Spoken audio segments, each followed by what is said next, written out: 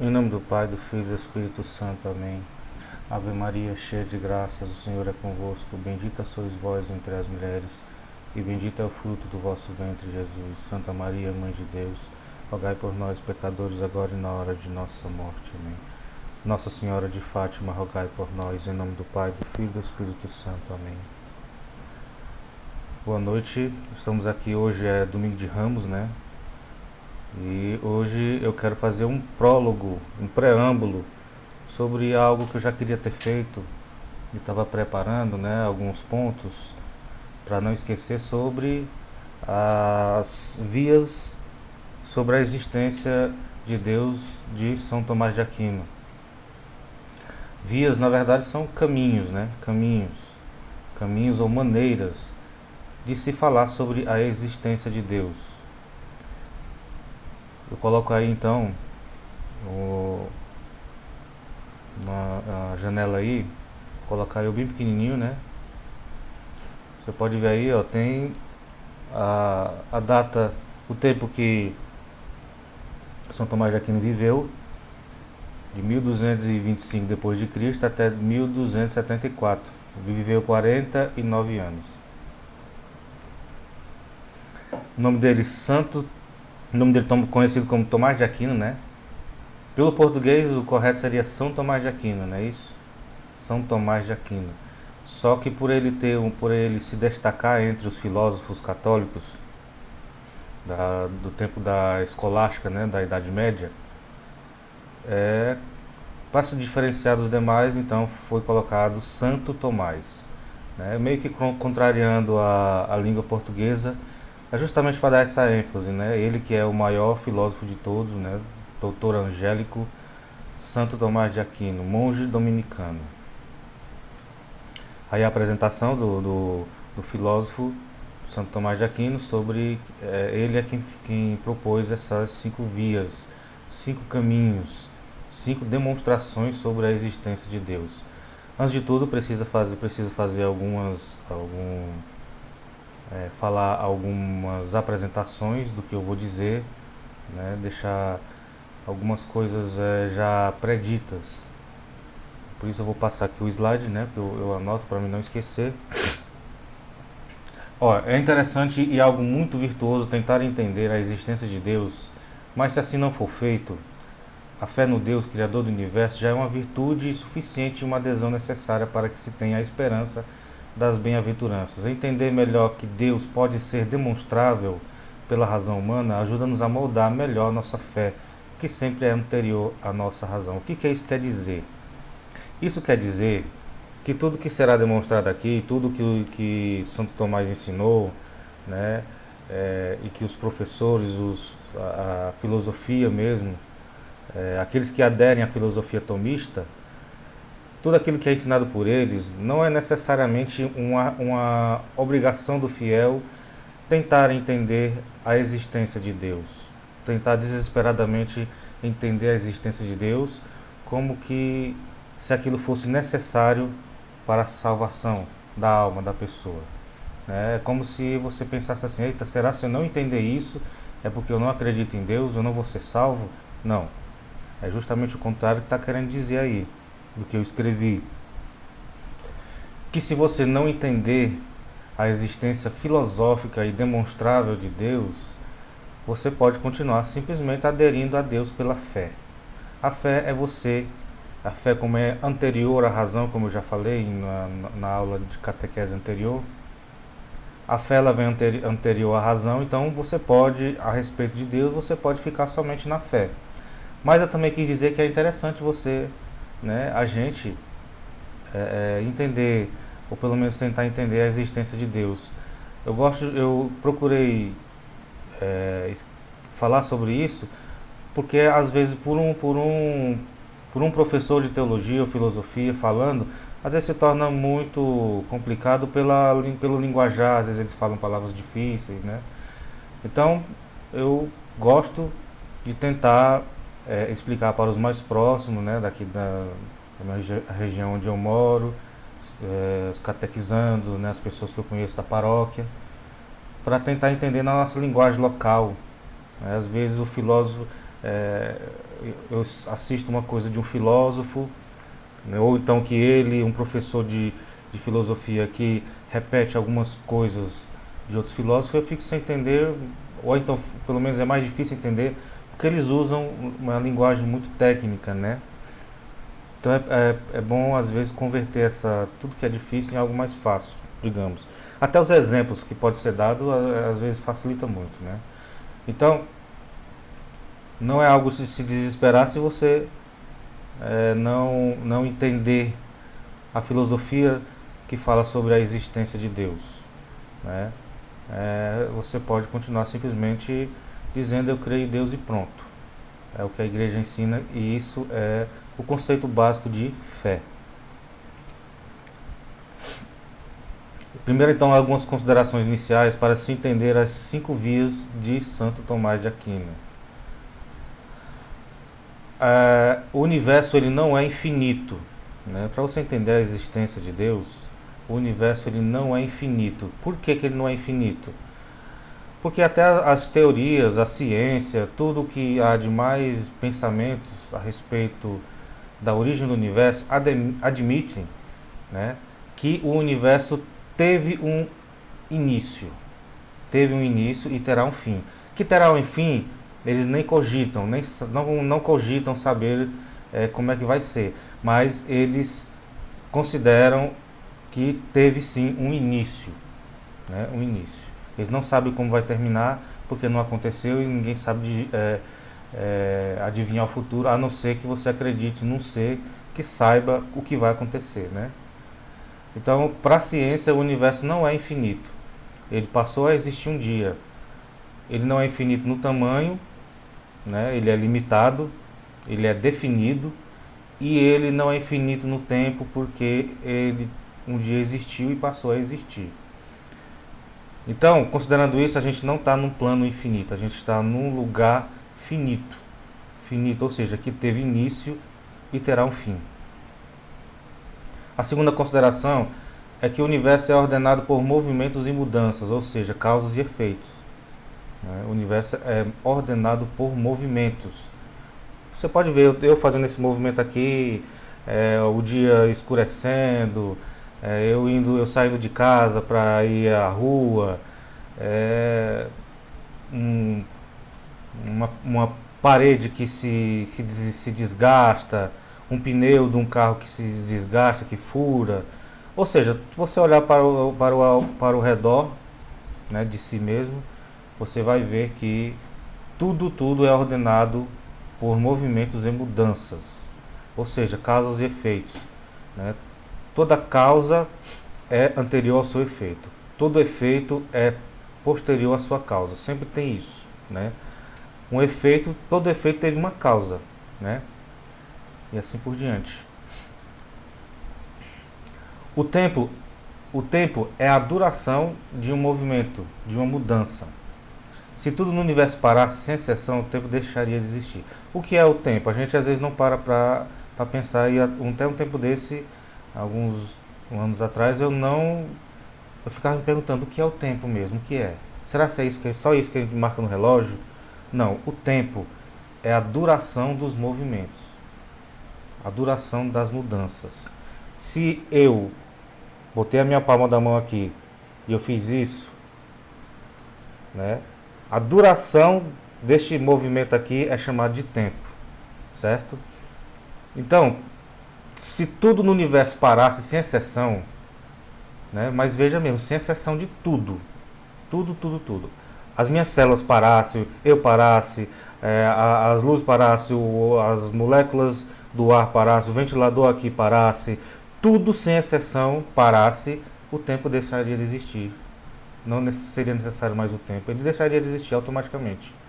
Justamente porque o tempo é a razão da duração das mudanças e dos movimentos. É bem interessante a gente depois, eu sempre costumo dizer, cai a ficha, né? O tempo é isso. Então a gente foi colocado aqui e foi colocado num... A gente talvez não, a gente estava numa como é que se diz? Numa dimensão onde não havia tempo e a gente foi colocado aqui e foi, digamos, colocado num local onde havia mudanças e movimentos. Então a gente começou a ter noção do tempo. É por isso que a gente não consegue imaginar como é que é a eternidade. A eternidade é fora disso, fora desse plano, né, que a gente está. O próximo aí, ó, as causas últimas são efeito de outras causas anteriores chamadas de causas intermediárias. Isso aí é o básico para entender algumas das vias de São Tomás de Aquino, né? E que tudo no universo desses movimentos sempre tem causa e efeito, causa e efeito, causa e efeito. Se teve a primeira, vai ter a última. Então as que estão no meio são causas intermediárias. Isso aí a gente vai ver mais detalhadamente quando começar a falar sobre as 5 vias. Coloquei aí a foto aí do famoso físico inglês Stephen Hawking, que ele já faleceu. Muitos dizem que ele era, por ele não saber se expressar, né, ele se expressava através dos sensores, né? Então já se achava que ele não acreditava em Deus, mas ele chegou a escrever livros, né, como O Universo na Casca de Nós, e também escreveu esse livro aí, Sua Breve História no Tempo, né? E reconheceu que a teoria do Big Bang, a grande explosão que deu origem ao universo, ordenando e não causando desordem, como toda explosão faz devido à lei da entropia. Ou seja, toda explosão causa uma desordem, né? Causa uma desordem. Stephen Hawking disse no seu livro aí que a única explosão que causou uma ordem e não uma desordem foi a teoria do Big Bang. Veja, Big Bang é só uma teoria, não é uma verdade. É algo que se cogita. Mas que, se caso existiu, foi a única explosão que, ao invés de desordenar, ela foi ordenar. Então seria meio que uma implosão, né? Explosão é assim, implosão é assim, né? Então seria uma explosão que teve uma intenção de se ordenar as coisas, né? E aí está dizendo, como toda a lei da entropia, né, diz que toda explosão causa uma desordem, né? Seria uma contradição. E toda a explosão que contraria a lei da entropia, que no caso seria o Big Bang, exige uma pessoa, um ser, né, uma entidade que teria a intenção de fazer isso, né? Algo natural causaria uma desordem, uma explosão natural causaria uma desordem, mas uma explosão que causaria uma ordem teria que ter uma mente ou um ser inteligente que pudesse fazer isso. O contrário, né, da lei da entropia. Stephen Hawking admitiu ainda que o universo é feito com uma mensagem enviada para o homem. Ora, isso supõe um remetente da mensagem. Ele diz que o universo, né, é feito com uma mensagem. Então, alguém mandou essa mensagem, né? Somente 2 coisas não podem ser provadas. 2 coisas não podem ser provadas. O que são essas 2 coisas que não podem ser provadas? O que é mistério? O que é mistério não pode ser provado. Se nasce uma criança e ela tem apenas um dia de vida, eu não posso tentar explicar o teorema de Pitágoras para ela. Eu não posso explicar que a soma do quadrado dos catetos é igual ao quadrado da hipotenusa. Para ela aquilo é um mistério. Então eu não posso provar para uma criança aprovar esse tipo de coisa, que para ela é um mistério. Ela não sabe, não vai entender, não vai nem saber, entendeu? Então o mistério, o que é mistério para nós, que já somos grandes, que já sabemos ler, sabemos matemática e tudo? O mistério para nós é aquilo que a gente não consegue explicar com a nossa razão. Como, por exemplo, como é que Deus consegue ser unitrino ao mesmo tempo? Nem na Bíblia só fala Pai, Filho e Espírito Santo, fala que um procede do outro, mas não prova, não consegue mostrar que Deus consegue ser um e consegue ser 3 ao mesmo tempo. Então, o mistério da Santíssima Trindade não pode ser provado, né? A Santíssima Trindade. A existência de Deus é outra coisa. O mistério da Santíssima Trindade seria outra coisa também, né?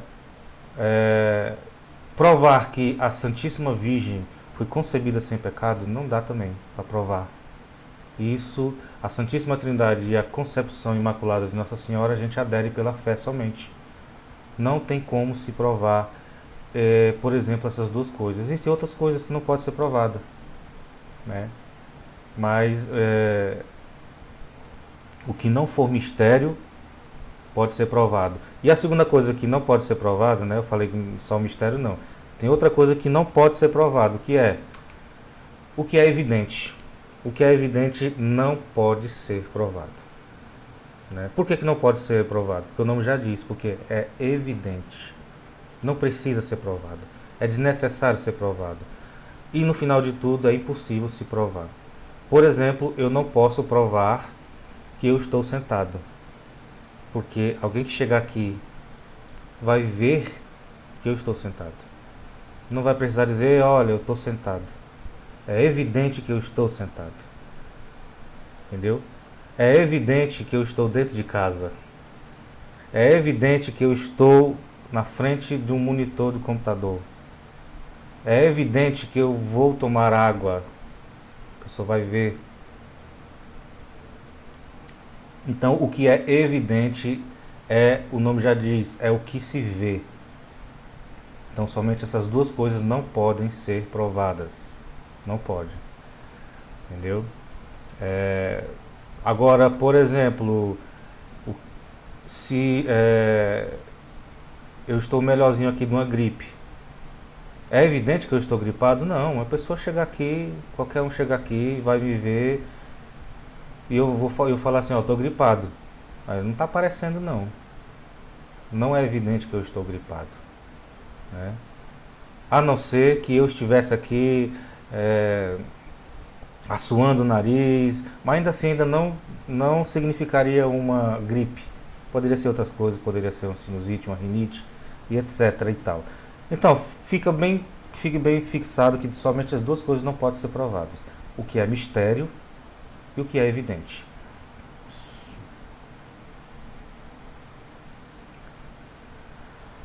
O que é evidente?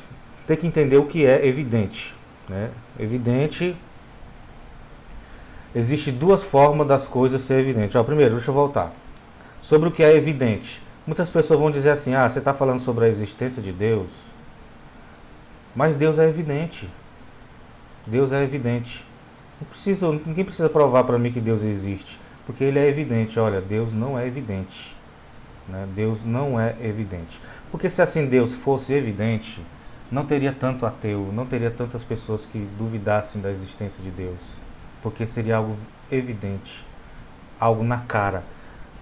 Então não seria necessário mais a fé, e o que contraria todo o Evangelho, todo o plano de Deus, porque Ele quer que a gente tenha fé em Deus, fé nele, né? Então Deus não é evidente justamente por isso também. E ao dizer que Deus é evidente, temos que considerar o que é evidente, né? As coisas evidentes. Como é que eu vou entender o que são as coisas evidentes? Existem duas formas de ver as coisas como evidentes, né? Uma coisa, ou ela é evidente em si mesma e para nós, né? É evidente em si mesma e para nós. Por exemplo, o homem é animal, né? Tem duas coisas aí, o homem e o animal. Para mim considerar que isso é evidente, eu tenho que entender o que é homem e o que é animal. A partir do momento que eu não sou mais criança, um recém-nascido, que eu passo a entender que realmente o homem faz parte do reino animal, então isso aí é evidente em si mesmo, a proposição é evidente em si mesma e é evidente para nós. É evidente para mim, que sei que o homem é um animal. Outra coisa que é evidente em si mesma e para nós é que o todo é maior que a parte, né? São três coisas aí agora, o todo, o maior e a parte. Se você entender o que é o todo, o que significa maior e o que significa a parte, o que não daria para explicar isso para uma criança, um recém-nascido, né? Ou então o próprio animal irracional, ela não seria evidente para eles, mas para nós que já entendemos o que é maior, o que é todo, o que é maior e o que é parte, então ela é evidente sim para nós. né? Ela é evidente. Eu pegar uma folha inteira e rasgá-la ela no meio, eu vou conseguir fazer, mostrar para a pessoa que é evidente que a folha inteira, né, o todo, é maior do que ela dividida em dois. Né? Isso é evidente em si mesmo, na própria proposição da afirmação, como também para nós que já entendamos o que é todo, maior e parte. Outra coisa aí, o que é incorpóreo não ocupa lugar no espaço. Né? O incorpóreo é o que? É o que não tem corpo. Não tem corpo. Né? O que é incorpóreo não ocupa lugar. Por que isso é evidente em si mesmo? Porque é uma verdade. É uma verdade que a ciência prova, né? Que a ciência consegue mostrar que o que é incorpóreo não ocupa lugar no espaço, e é evidente para quem sabe o que é incorpóreo, o que é ocupar, o que é lugar e o que é o espaço. Então isso é evidente na própria afirmação e é evidente para quem sabe entender o que é incorpóreo, o que é ocupar alguma coisa, o que é o lugar e o que é o espaço. Né? Então, esse tipo de evidência não é necessário se provar. Se for um recém-nascido, você não vai conseguir. E se for um adulto, é desnecessário, é impossível. Não precisa você provar que eu sou um animal. Não é preciso provar que uma folha inteira é maior do que uma metade dela. Né? E não precisa provar que o que não tem corpo não ocupa nada. Né? Por exemplo, uma célula de oxigênio, ela está ocupando algum lugar aqui no espaço, ela ocupa um espaço tão insignificante que você pode dizer que ela é incorpórea. Ela não tem um corpo, propriamente dito. Né? Então, a primeira forma de se ter evidência das coisas é quando essa coisa ela é evidente em si mesmo e para nós. Né? Essa evidência não se pode provar. Não se pode provar. Por quê? Porque o nome já está dizendo, é evidente para si mesmo e para nós. Né? E existe uma outra parte das evidências do que é evidente, é algo que é evidente em si mesma, mas não em relação a nós. Né?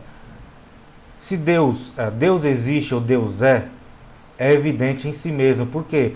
Porque na própria afirmação, o predicado se identifica com o sujeito, né? Já que Deus é o próprio ente. Quando eu digo Deus só tem duas coisas aí, o Deus e a existência, ou então a afirmação do verbo o verbo ser, né? No caso do português, quando você diz que Deus é, então aí está o verbo ser, no infinitivo. Então desde aí já começa a se perceber que Santo Tomás fala que não é correto falar que Deus existe, mas que Deus é. Né? A gente fala Deus existe porque é mais fácil a gente entender que Deus existe do que Deus é. Né? E vamos entender já por que é mais fácil eu dizer a existência de Deus ou que Deus é. Ela é evidente em si mesma porque nela o predicado se identifica com o sujeito, já que o Deus é o próprio ente. Né? Mas com relação a nós, diferente da primeira lá, né, que era para nós, para nós, nesta vida que nós temos, ela não é evidente. Né? Então, a existência de Deus é uma evidência em si mesma, mas não em relação a nós. Por quê? Porque nós, enquanto nesta vida terrena, a gente não tem acesso a Deus, a sua essência, a gente não enxerga Deus, a gente não entende qual é a sua substância, qual é a sua essência, qual é como é que funciona. Não conseguimos nem entender como é que é a substância de Deus, é assim, resumindo. Então ela não é evidente, ela é evidente em si mesma para o próprio Deus, que ele tem a sua própria essência, ele é dono da sua própria existência. Para ele em si, ela é evidente, mas para nós que ainda estamos aqui no plano terrestre, ela não é evidente em relação a nós. Somente para aqueles que já estão lá gozando da beatitude eterna, aí Deus molda a cabeça, o pensamento deles para que entendam como é que é a essência de Deus. Mas para nós que ainda estamos aqui, ela não é evidente em relação a nós.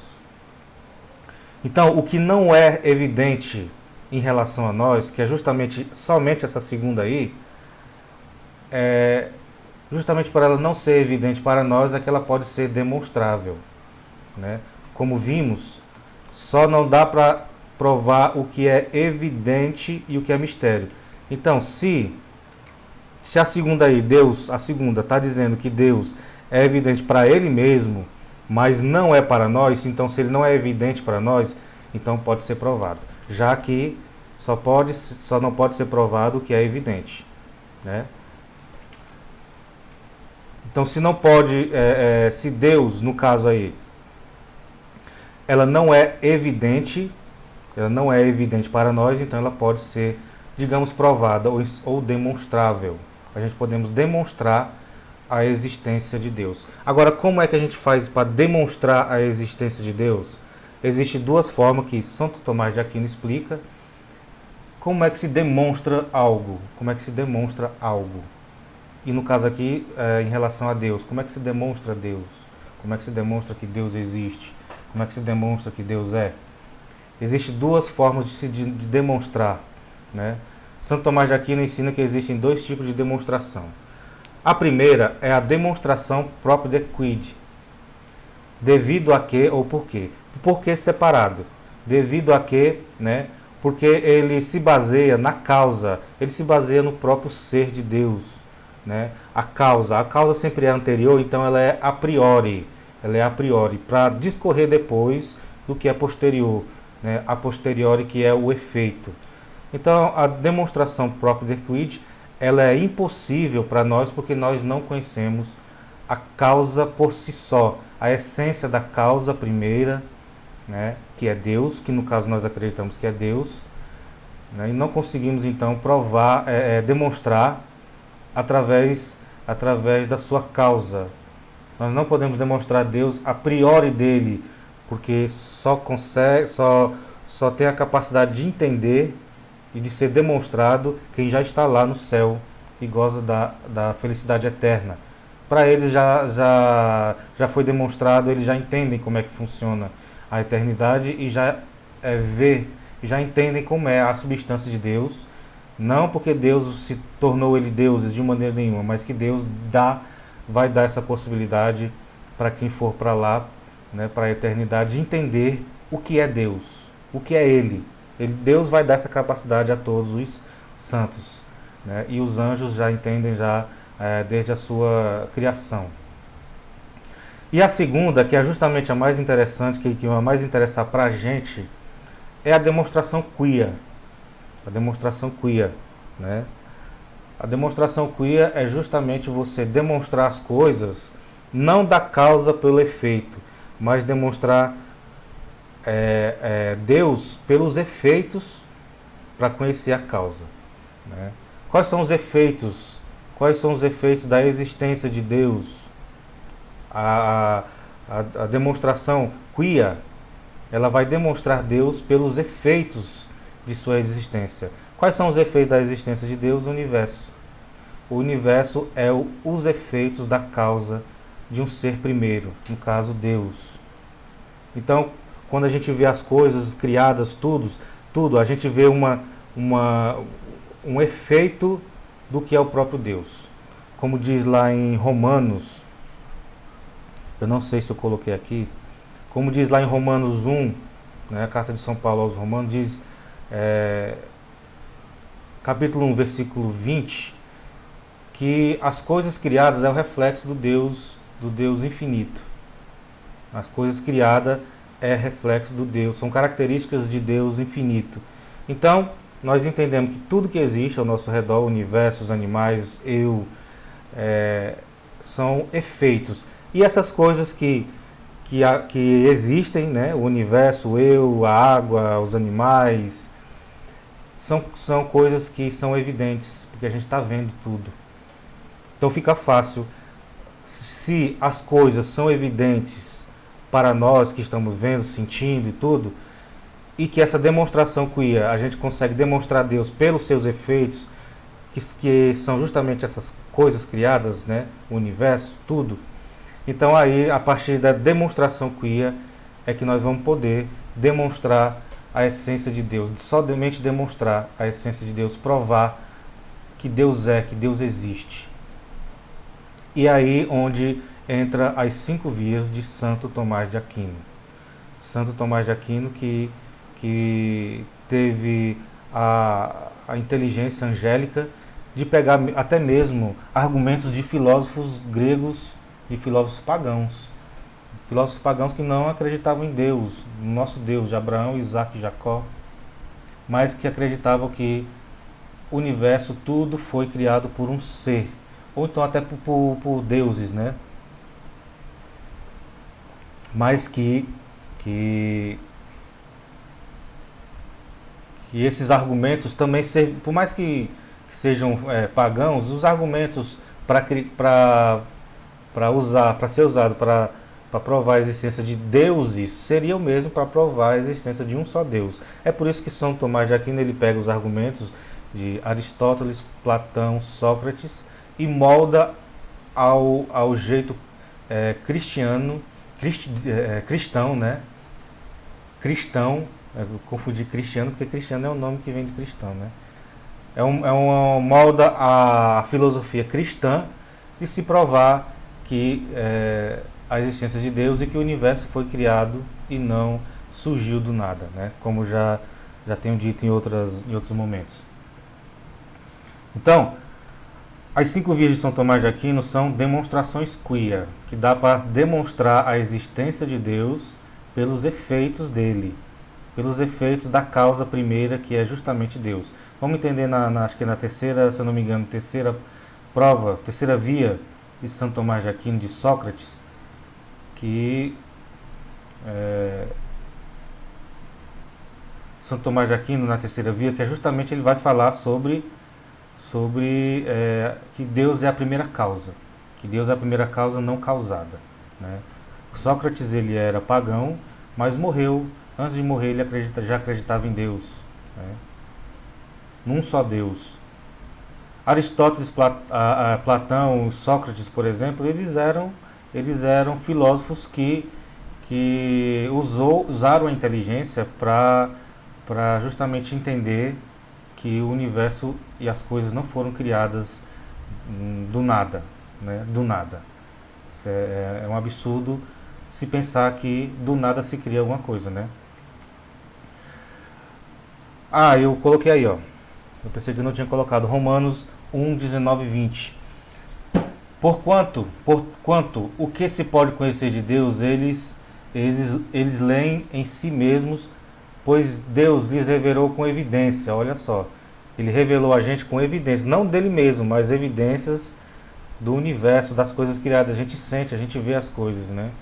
Desde a criação do mundo, as perfeições invisíveis de Deus, seu sempiterno poder de divindade, se tornaram visíveis à inteligência por suas obras, de modo que não se podem excusar. O significado dessa palavra excusar é como se fosse negar, eu creio, né? Pode ser que eu esteja enganado.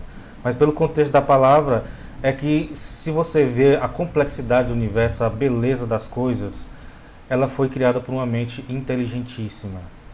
E aí é o que está querendo dizer, se tornar visíveis à nossa inteligência pelas obras, pelas coisas criadas, de modo que a gente não pode negar. Então negar a inteligência, negar a existência de Deus é, digamos, negar a própria natureza das coisas, né? A própria natureza das coisas que existem. Algumas objeções que eu tenho que fazer, que eu não posso esquecer de dizer, é que ninguém afirma Deus não existe sem antes ter desejado que ele não exista. Isso é uma coisa que eu sempre digo para quem falta fé em Deus e se diz ateu, que a maioria deles não são ateus, são apenas pessoas que querem chamar atenção, então filosofar, entre aspas, né? Mas a maioria deles são agnósticos, muitos deles gnósticos, né? Mas é muito difícil ter um ateu. Mas tem aqueles que dizem que Deus não existe, mas você pode ter a certeza de que a pessoa que diz que Deus não existe pode ir atrás, pode buscar, pode observar que por trás tem alguma rebeldia, tem alguma coisa errada.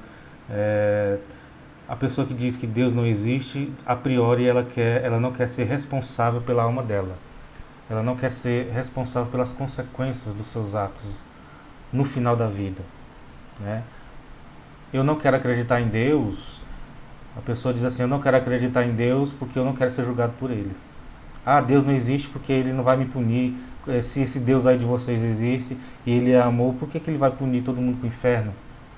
Aqueles que fazem uma coisa errada, né? São pessoas que dizem que Deus não existe, são pessoas simplesmente que não querem abandonar o pecado, não querem passar a ter princípios, né, e preceitos, não querem deixar de cometer adultério, não querem deixar talvez o homossexualismo, não querem deixar de roubar, não querem deixar os seus erros, porque sabe que se ele passar a crer em Deus, ele vai ter que prestar conta de tudo, vai ter que pedir perdão a Deus, vai ter que se ajoelhar, porque é assim que deve ser feito. Nós devemos pedir perdão a Deus de nossas faltas e voltar a não fazer mais. E aquele que está disposto a ser ateu, ele não quer aderir a essas dificuldades, porque ser cristão e seguir na linha corretamente não é fácil. É dificultoso, por quê? Porque é mais fácil, é muito fácil cometer um pecado, é muito fácil você andar na mão errada. É muito mais fácil você pecar, é muito mais fácil você viver uma vida ao seu jeito. Então tem muita gente que gosta de viver a vida ao seu jeito, então eu não vou crer em Deus, é o que eles pensam, né? E quando alguém disser para você que Deus não exista, mate ele bote ele no chinelo, né? Esmague ele, maltrate no sentido psicológico. Quando alguém disser que Deus não existe, diga simplesmente: sim, Deus ele não existe, Deus ele é. Deus é. E se falar: não sei o que, não sei o que, não sei o que, não, eu concordo com você, Deus não existe, Deus é. Pronto, acabou. Por quê? Porque o próprio São Tomás de Aquino explica que se você falar que Deus existe, a existência em si, exige que essa existência seja o efeito de uma causa anterior. E se nós cremos que antes de Deus não tem nada, Ele é o primeiro de tudo, Ele é o ato puro de tudo, então não é correto você dizer que Deus existe, que a existência ela é um efeito, né? Se você disser que Deus existe, então dá a entender filosoficamente que Ele não existia e passou a existir. O tão correto é Deus é. Por isso que está lá em Êxodo, capítulo 3, versículo 14, eu sou o que sou. Né? Antes que Abraão fosse, eu sou. É o que Jesus Cristo disse no Evangelho de João, capítulo 8, versículo 58. Né? Em verdade vos digo que antes de Abraão existisse, eu sou. Então, para Deus, não existe o amanhã e não existe o ontem, é o hoje. É hoje sempre, fixado. Né? Ele é o que é. Por isso que ele diz que eu sou o que sou. Não podemos dizer de Deus que Ele era e nem que Ele vai ser. Ele é. E, no entanto, deixa eu colocar aqui eu grandinho de novo, né?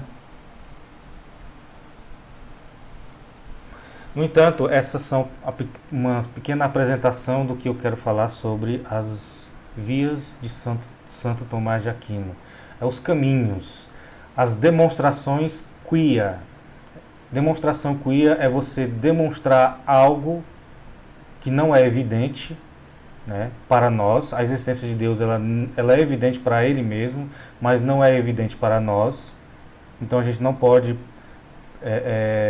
provar Deus pela sua substância, mas podemos demonstrar Ele pelos seus efeitos, que é justamente a demonstração quia. E no mais, é justamente só isso que eu queria dizer. E tão logo eu estarei começando a gravar. Eu não sei se eu vou gravar tudo de uma vez, ou então vou gravar de uma por uma, então de duas. É porque depende muito. Por exemplo, agora eu pensava que isso ia dar 20 minutos, já está dando 40 minutos, né? Então A gente começa a falar e, né, vem as coisas na cabeça. Por mais que a gente anote, tá aí, o tanto de coisa que eu falei, né? Talvez ia falar esse mesmo tanto de coisa, mas comecei a prolongar mais, né? Então é isso, eu agradeço a atenção e aguardem o próximo vídeo. Estamos no domingo de Ramos, durante a Semana Santa. Eu terei bastante tempo para poder gravar estas 5 vias e falar cada uma delas bem detalhado. Inclusive com o slide demonstrando bem bonitinho, porque eu acho que fica uma coisa bem esquematizada, né? É isso. Fiquem com Deus. Nossa Senhora nos abençoe. Em nome do Pai, do Filho e do Espírito Santo. Amém.